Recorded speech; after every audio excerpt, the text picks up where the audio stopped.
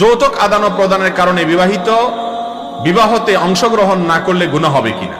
মানে কেউ বিবাহ করতেছে যৌতুক নিয়ে, তাহলে সেক্ষেত্রে আপনি প্রতিবাদ স্বরূপ যদি সেই বিবাহে না যান গুনাহ হবে কিনা। উত্তর হলো গুনাহ হবে না, বরং সওয়াব হবে। গুনাহ হবে না, বরং কি হবে? সওয়াব হবে। যৌতুক নেওয়া হালাল না হারাম? হারাম। যৌতুক নেওয়া হালাল না হারাম? শুধু হারাম নয়, মনে রাখবেন যৌতুক এটা জুলুম। যৌতুক এটা কি? কিভাবে জুলুম?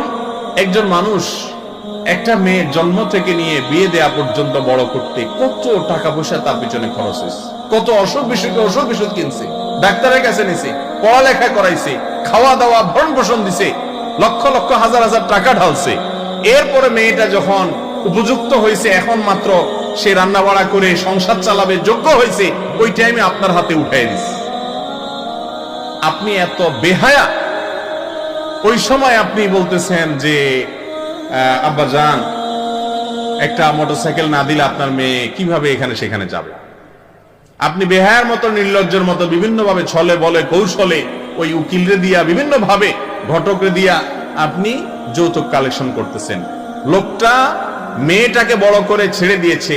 ও যৌতুকখোর ছেলেরা, বাবারা শুনে রাখেন, বিশেষ করে যারা বিয়ের সময় যৌতুক খান, হারাম খান, জুলুম করেন, মেয়ের বাপের বাড়ি থেকে এগুলো ভোগ করেন, আপনাদেরকে বলছি, আপনি যেদিন বাবা হবেন, আপনার ঘরে একটা কন্যা সন্তান হবে, মেয়েটা যখন বড় হবে, অন্য ছেলের হাতে, ছেলেটা যদি ফেরেশতাও হয়, তার হাতে যখন তুলে দিবেন, তখন বুঝবেন কলিজাটা কেমনে ফাটে, কিভাবে চোখ দিয়া ফেলফেল করে পানি আসে।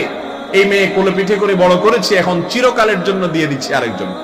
কত বড় নির্লজ্জ হলে সেই শ্বশুরের কাছ থেকে আবার কোন টাকা পয়সা, ফ্রিজ, এটা সেটা, মোটরসাইকেল, এগুলো আশা করে। এগুলো হারাম, কোনো সন্দেহ আছে? যুবক ভাইরা যারা বিয়ে করেন নাই, আমি একটু আপনাদের কাছ থেকে আজ শপথ নিতে চাই। আপনারা হাত তুলে অঙ্গীকার করবেন যে আমরা আমাদের বিবাহে যৌতুক নেব না, নিতে দেব না। নিয়ত করবেন ইনশাআল্লাহ।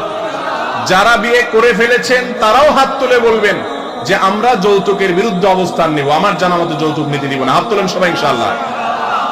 আল্লাহ আমাদের সবার হাতগুলোকে কবুল করুন। আল্লাহ যৌতুকের বিরুদ্ধে সংগ্রাম করার তৌফিক দান করুন। আমরা কেউ যৌতুক দেব না, বলেন আমরা কেউ যৌতুক দেব না, যৌতুক নেব না। কেউ যৌতুক দিলে বা নিলে আমরা বিরোধিতা করব ইনশাআল্লাহ। বিরোধিতা করবেন তো ইনশাআল্লাহ? হাত নামান। আল্লাহ আমাদের সবাইকে তৌফিক দান করুন। এই